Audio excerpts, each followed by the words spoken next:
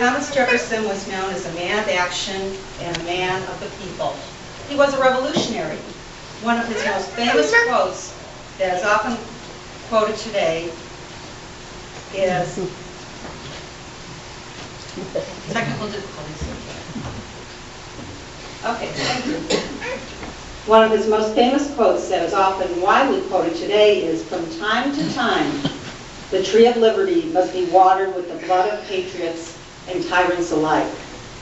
He will be remembered for being for the people's rights and for writing the Bill of Rights, and to a lesser degree, his relationship with the beautiful Sally Hemings.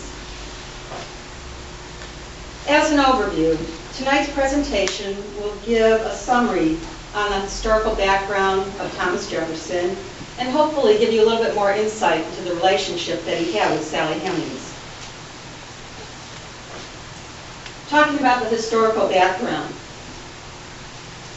In preparing for this presentation and getting to know a little bit more about Thomas Jefferson and the controversy, much to my surprise, a quick Google search will have about 59,000 results in 0.39 seconds.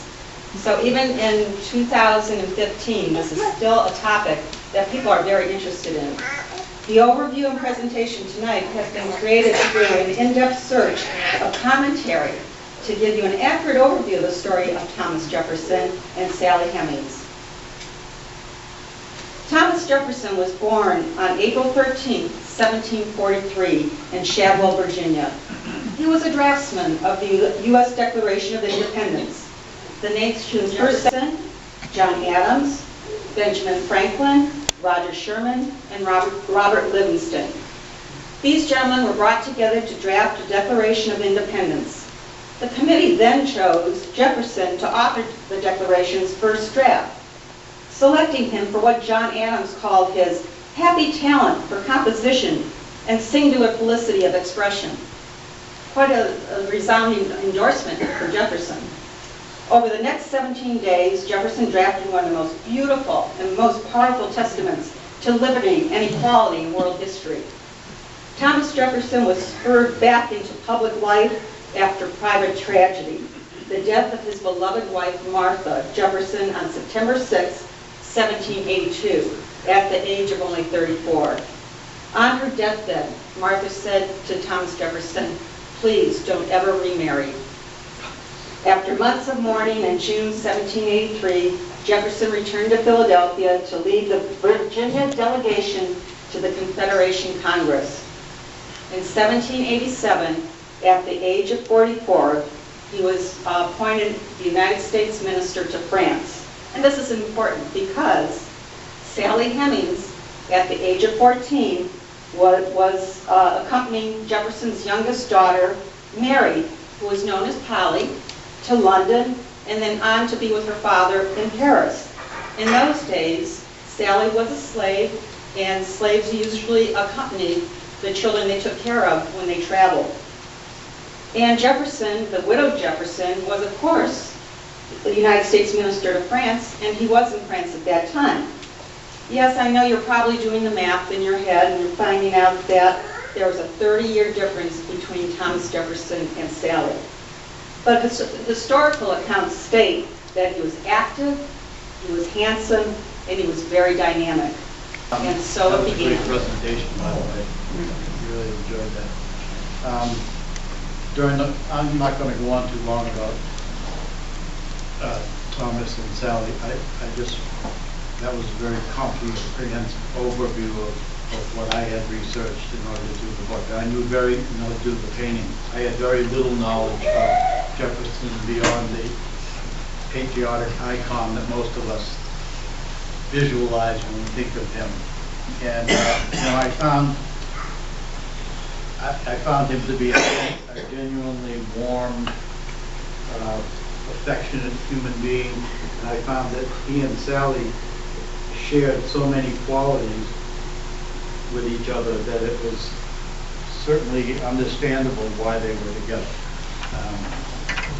And it was an arrangement that was what it was at the time, but I believe that they genuinely loved each other, and in the end, that's what we're left with.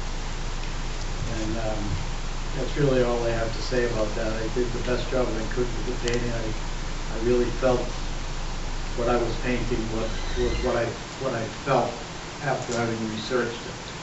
So in that sense, I hope it was a success. And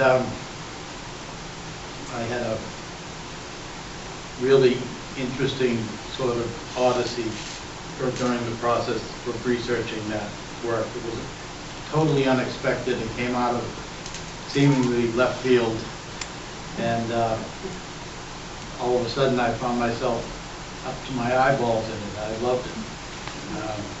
Thoroughly enjoyed it. Other works we have going on tonight are Alan and Nora Lynn have hired a young lady named Elise to work with their clays. And I've done a painting this year of Father Christmas, which Elise put her magic touch on and created one of the most beautiful prints I've ever seen of one of my own pieces of art. She really she put it out of the park, so I thank you, Elise, for that.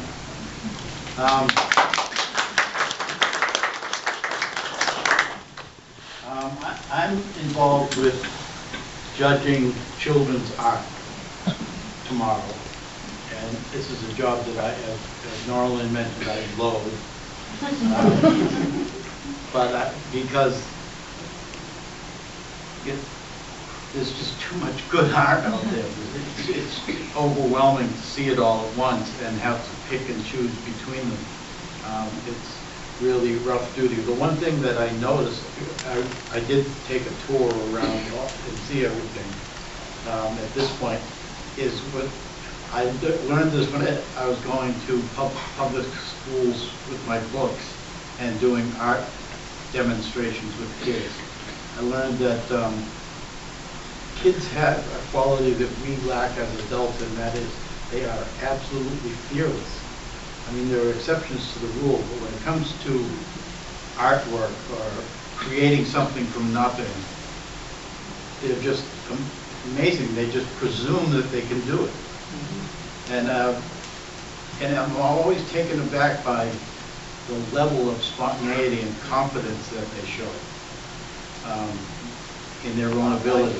I was picked to judge them, and it's one of the most difficult things I have to do is to judge other people's artwork. And if you did not win a prize, fear not. It doesn't mean you're not a good artist. It doesn't mean that you're not a great artist. I have no way of knowing.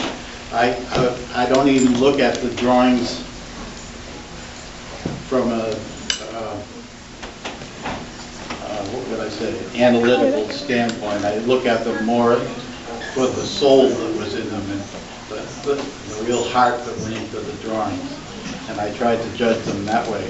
But the problem is there were so many that sort of moved me that way that it really is an impossible job to judge these. So, but nonetheless, I judge them.